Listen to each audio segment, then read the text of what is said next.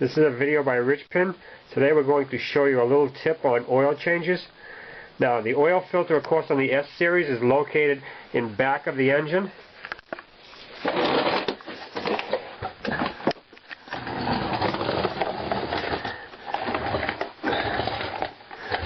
Now here's the filter right here, right above the axle. Now the problem is that when the filter is removed, the oil drains down in this area on the subframe. Now here's the little tip. Take a plastic oil container and cut it open like this and make a little funnel out of it.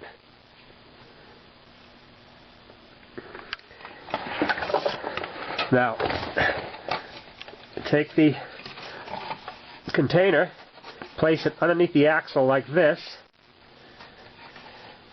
Now when the filter is removed, the oil will drain down into your little funnel and into your container, and it will miss the subframe. That's the little tip.